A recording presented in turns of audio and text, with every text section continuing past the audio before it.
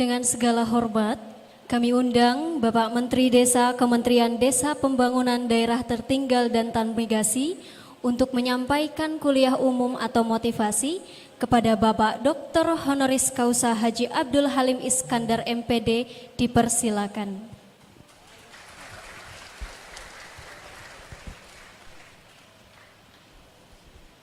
Assalamualaikum warahmatullahi wabarakatuh. A'udzubillahi minasyaitonirrajim. Bismillahirrahmanirrahim. Alhamdulillahirabbil alamin wassalatu wassalamu ala asyrafil anbiya'i wal mursalin sayyidina wa maulana Muhammad wa ala alihi wa sahbihi ajma'in. La haula wa la quwata illa billahil aliyil azim. Amma ba'du. Yang saya hormati dan kita banggakan bersama Pak Rektor Unusia, Pak Juri Ardiantoro, yang luar biasa. Jadi beliau ini ya rektor, ya deputi KSP, ya banyaklah jabatannya, banyak. Mudah-mudahan kuat, sabar, dan terus bisa berkhidmat kepada bangsa dan negara, beserta seluruh jajaran wakil rektor yang luar biasa juga.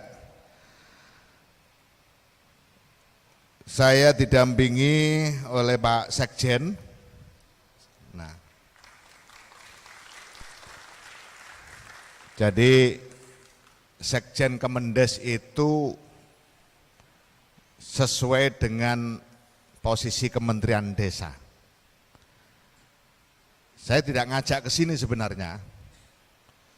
Jadi saya tahu Pak Sekjen banyak pekerjaan dan saya tidak ngajak, nggak tahu dengar dari mana, tahu-tahu saya mau berangkat udah siap. Iya, saya tanya, lu mau kemana Pak Sekjen? Mau ikut? Lu ikut kemana? Katanya ke Unusia. Iya, kenapa? Loh kalau ke Unusia saya harus ikut. Nah.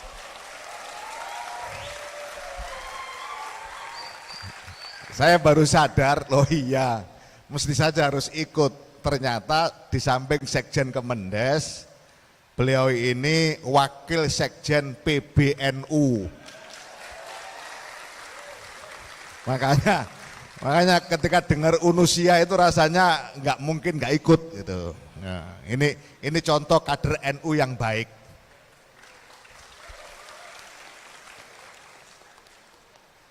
Saya juga ditemani dari Direktorat Transmigrasi, ada Pak Rajumber, ada Pak Rosid, ada Pak Asep, ya Asep dan lain-lain. Adik-adik sekalian yang saya banggakan, saya merasa bersyukur pada sore hari ini bisa bersilaturahim dengan Unusia, utamanya dengan Pak Rektor, Wakil Rektor, Ketua LPPM. Jadi Pak Ketua LPPM itu sangat utuh sekali cara berpikirnya terkait dengan pembangunan desa. Oleh karena itu dalam waktu segera saya minta di Unusia segera dibentuk SDGs Desa Center. Ya. Biar tidak kalah dengan perguruan tinggi lain, sudah banyak perguruan tinggi bikin SDGs Desa Center, baik perguruan tinggi negeri maupun swasta. Misalnya STAN, Sekolah Tinggi Akuntansi Negara, itu juga sudah membuat SDGs Center. Ini supaya kemitraan kerjasama kita antara Kementerian Desa dengan Unusia itu menjadi lebih terkomunikasikan, lebih terstruktur, lebih tertata. Karena apapun bagi saya, kalau ada 3 perguruan tinggi, 4 perguruan tinggi, 5 perguruan tinggi minta kerjasama, maka yang nomor 1 adalah Unusia.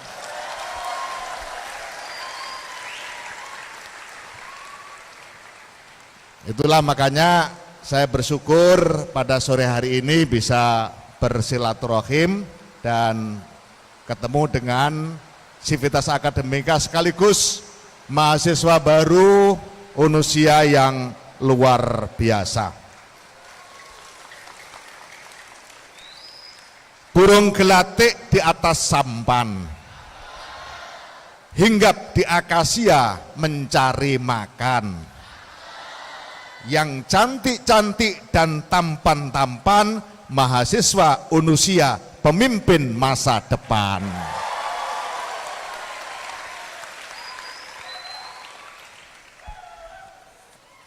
Ada yang dari kota Bandung? Ada? Enggak ada. Ada yang dari kota Bekasi? 1, 2, 3. Ada yang dari kota Bogor? Agak banyak. Berapa tadi? Kira-kira 20 lah. Jumlahnya 600 ya. 600 yang 20 dari kota Bogor, kota Bekasi, berarti yang 580 semuanya dari desa. Ya bener kan? Yang 580 mahasiswa unusia semuanya berasal dari desa. Ini yang juga membanggakan saya karena saya juga berasal dari desa.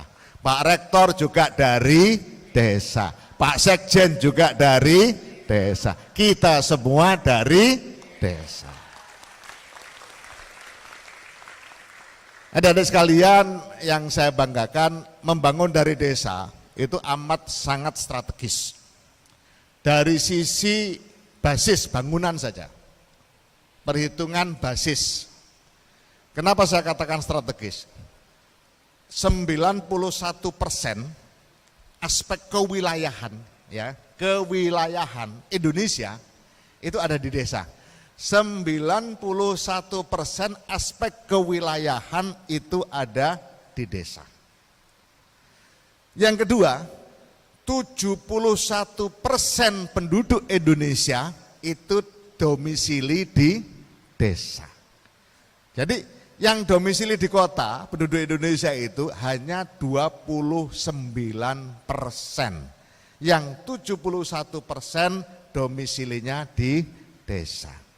Nah dari sini kita bisa melihat, kalau kita bangun Indonesia, bisa menyelesaikan berbagai permasalahan di desa, yang jumlahnya 74.961 desa, maka berarti kita menyelesaikan 91% aspek kewilayahan dan 71% aspek kependudukan atau kewargaan. Misalnya, ya, bicara tentang desa tanpa kemiskinan. Kalau 74.961 desa sudah terentaskan dari kemiskinan dan semua sudah mencapai goals yang pertama, tujuan pertama SDG desa tanpa kemiskinan, berarti 71% warga Indonesia sudah terbebas dari kemiskinan. Kalau 74.961 desa di Indonesia sudah menyelesaikan desa membangun infrastruktur sesuai kebutuhan, air bersih dan sanitasinya selesai, dua SDGs itu, berarti secara kewilayahan se-Indonesia urusan air bersih dan sanitasi, urusan infrastruktur yang dibutuhkan oleh warga desa itu berarti selesai pada level 91%. Disitulah adik-adik sekalian betapa strategisnya di dalam strategi pembangunan desa. Itulah makanya ketika saya ditugasi oleh Pak Presiden jadi Menteri Desa, saya berpikir arah kebijakan pembangunan desa yang pas ini kemana? Supaya tidak pendulumnya hanya mikir infrastruktur. Karena selalu ketika saya ke desa, pada saat saya ketua DPRD Jombang, kemudian pada saat saya ketua DPRD Provinsi Jawa Timur, kalau saya ke desa selalu yang dibahas infrastruktur. Tidak dibahas bagaimana SDM-nya, bagaimana kesehatannya, bagaimana air bersihnya, bagaimana perhatian terhadap lingkungan. Ini hampir tidak pernah dibahas.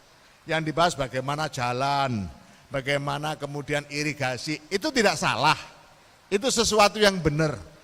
Tetapi harus ada kerangka makro yang jelas, dibawa kemana sih desa-desa di Indonesia ini. Nah itulah makanya saya kemudian bersama teman-teman di Kementerian Desa mencoba menggali lebih jauh, mau kita bawa kemana sih desa-desa di Indonesia. Alhamdulillah akhirnya terumuskanlah yang kita sebut dengan SDGs Desa dengan 18 tujuan. Desa tanpa kemiskinan, desa tanpa kelaparan. Kita ingin mewujudkan desa-desa Indonesia tidak lagi ada kelaparan, tidak lagi ada gizi buruk, tidak lagi ada stunting. Jangan seperti saya ini masih korban stunting, ya. Tapi untung masih jadi menteri lah, stunting yang selamat. Nah kita tidak ingin ke depan generasi penerus kita adalah masih menjadi korban stunting dan seterusnya. Nah ini tolong dikaji betul, ya, dikaji betul. Nanti yang memahami betul tentang kebijakan pembangunan, ya, baik desa, baru desa ini ya. Kementerian Desa itu ada 3, ya ada 3. Satu urusan desa, yang kedua urusan daerah tertinggal. Nanti kita sampaikan bahasan-bahasannya, konsep-konsepnya, kebijakan-kebijakan realnya. Kemudian yang ketiga transmigrasi. Nah 3 hal inilah yang menjadi tugas Kementerian Desa. Nah oleh karena itu saya harapkan mahasiswa UNUSIA paham betul 3 aspek pembangunan di Indonesia. Pembangunan desa, pembangunan daerah tertinggal, dan pembangunan transmigrasi. Kenapa? Karena semua ini adanya di desa. Desa jelas kita ngomong desa, transmigrasi juga ada di desa. Perbatasan, daerah terdepan, terluar, tertinggal, kemudian daerah tertinggal juga banyak sekali warga desanya. Nah nanti akhir tahun 2022 ini saya minta dibantu dari Pak Rektor dan Warek dan juga LPPM yang memenuhi syarat. Nanti akan saya ajak sekitar 15 sampai 20 yang hadir ini, ya. Saya akan ajak ke daerah transmigrasi supaya lebih tahu bagaimana kondisi transmigrasi hari ini.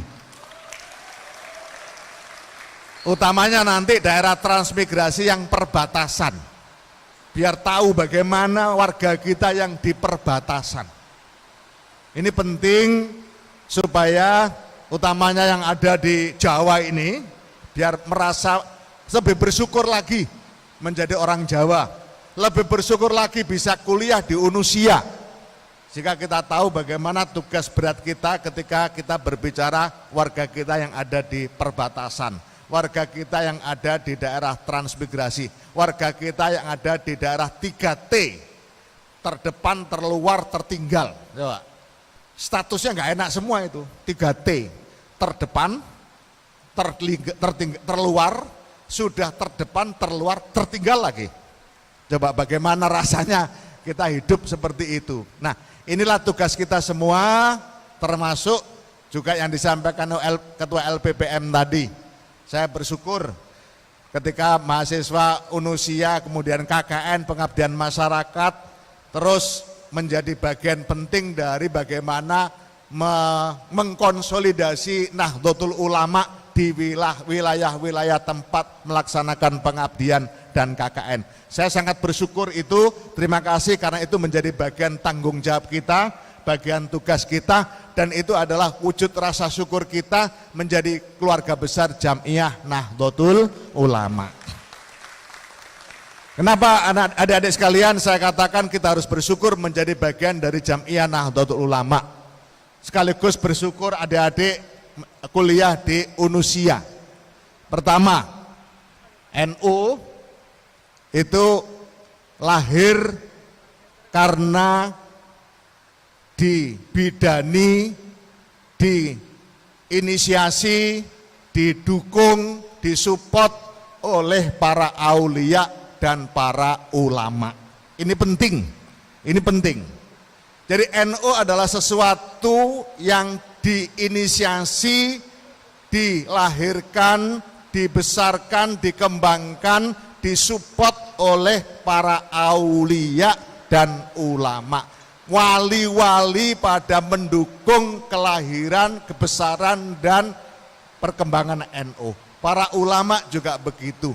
Itu yang kemudian menjadikan NU sebagai sesuatu yang bukan sekedar jamiah, ya, bukan sekedar jamiah, tetapi sebuah jamiah yang bisa membawa kita memiliki keberkahan dari Nahdlatul Ulama. Ini anak-anak harus paham betul. Tidak ada konsep berkah selain di Nahdlatul Ulama. Nah, berkah itu kalau pada konsep yang paling mudah adalah ziyadatul khair, tambahnya kebaikan. Maka setiap saya melangkah di dalam melaksanakan tugas dimanapun saya berada, baik sebagai ketua DPRD Jombang, sebagai ketua DPRD Provinsi Jawa Timur, sebagai menteri desa, dan sebagai apapun ke depan, saya selalu mencantolkan niat saya, khidmat saya kepada bangsa dan negara melalui Jamiah Nahdlatul Ulama. Ini tidak dimiliki oleh orang lain, tidak dimiliki oleh kelompok lain, hanya kita miliki. Bagian dari keluarga besar Unusia, itu berarti bagian dari keluarga besar Jamiah Nahdlatul Ulama. Ini adalah sebuah kebahagiaan bagi kita. Yang kedua, adik-adik sekalian, NU Nahdlatul Ulama adalah satu-satunya jamiah sosial keagamaan yang tegas menyatakan bahwa Indonesia bukan Darul Islam, bukan negara Islam, tapi Indonesia adalah Darussalam, negara keselamatan, negara kemaslahatan, jauh sebelum Indonesia merdeka. Ini jangan sampai ada yang lupa. Jauh sebelum Indonesia merdeka, Nahdlatul Ulama sudah menyatakan Indonesia bukan negara Islam, bukan Darul Islam, tapi Darussalam, negara keselamatan. Itulah yang kemudian menjadikan kita punya negara kesatuan Republik Indonesia seperti sekarang ini. Artinya kalimat yang dibalik, kalau kita mau balik kalimat yang lebih mudah, negara kesatuan Republik Indonesia ini ada karena jasanya Nahdlatul Ulama. Dua hal ini dulu yang perlu dipegang oleh kita semua, adik-adik mahasiswa baru Unusia. Kenapa? Karena ini adalah komitmen kebangsaan kita sebagai keluarga besar Nahdlatul Ulama. Nah, karena NU adalah memiliki saham tertinggi terbesar di dalam negara kesatuan Republik Indonesia, maka sudah sewajarnya, ya, sudah sewajarnya kalau NU kemudian memiliki peran lebih besar dibanding organisasi keagamaan lainnya di dalam mengelola negara kesatuan Republik Indonesia. Inilah yang saya sebut sebagai roadmap, ya, roadmap perjuangan kader-kader NU, termasuk adik-adik yang hadir hari ini menjadi mahasiswa Unusia. Roadmapnya harus jelas bahwa adik-adik semua adalah memiliki generasi yang memiliki tanggung jawab besar untuk memiliki atau berkontribusi maksimal di dalam pengelolaan bangsa dan negara Indonesia di masa yang akan datang, karena kita adalah keluarga NU dan NKRI ada karena Nahdlatul Ulama. Kalau ini sudah kita pegang, maka saya yakin adik-adik akan belajar serius, adik-adik akan bekerja serius, kita semua akan melaksanakan apapun yang menjadi tugas kita dengan serius. Karena apa? Dengan keseriusan itu berarti kita mempertahankan, membesarkan dan mengembangkan negara kesatuan Republik Indonesia. Adik-adik sekalian yang saya banggakan, saya tidak usah berpanjang lebar, tapi itulah yang perlu saya sampaikan pada kesempatan yang berbahagia ini. Yang terpenting adalah bahwa Unusia dan Kementerian Desa Pembangunan Daerah Tertinggal dan Transmigrasi memiliki visi yang sama, memiliki arah pembangunan yang sama. Oleh karena itu, Unusia adalah Kementerian Desa, Kementerian Desa adalah Unusia. Ini yang perlu kita pegang betul, Pak Andri, supaya Kemendes tidak lepas dari Unusia, dan Unusia menjadi bagian penting dari Kementerian Desa. Kalau ini didengar orang lain mungkin ya gregeten, mungkin ya enggak terima, tapi enggak apa-apa. Itulah hidup, pasti ada yang seneng, ada yang tidak seneng, tetapi tanggung jawab besar Kementerian Desa adalah bagaimana kemudian di tempat-tempat desa, di wilayah-wilayah desa kita yang mungkin bagi orang Jawa itu taunya Jawa misalnya, merasa sudah selesai semua urusan, termasuk urusan Nahdlatul Ulama, tapi kalau keluar dari Jawa ternyata PR besar menghadang kita, utamanya terkait dengan tugas dan tanggung jawab Nahdlatul Ulama. Adik-adik sekalian yang saya banggakan, saya ucapkan selamat, sukses, adik-adik semua sudah menjadi bagian dari Universitas Islam Nusantara Unusia, Universitas Nahdlatul Ulama Indonesia, dan itu adalah satu atribut yang sangat membanggakan kita semua. Dan saya harap bukan hanya kebanggaan yang ada di dalam diri kita, tapi kebanggaan ini harus kita tunjukkan kepada warga masyarakat. Inilah kami, wah mahasiswa Unusia yang ikut ambil bagian menentukan masa depan bangsa dan negara. Waktu malam pergi ke Pasar Baru, membeli salak bersama Pak Ibnu. Saya ucapkan selamat untuk mahasiswa baru, semoga kelak menjadi pemimpin NU. Ada daun lamtoro di atas motor, dibawa Mas Opan menuju kantor. Pak Juri Ardiantoro panggilannya rektor, berwibawa dan tampan seperti aktor. Saya kira demikian adik-adik sekalian, sekali lagi selamat, sukses, belajar yang tekun, masa depan bangsa Indonesia ada di tangan adik-adik semua. Wallahul muwaffiq ila aqwamit thoriq. Wassalamualaikum warahmatullahi wabarakatuh.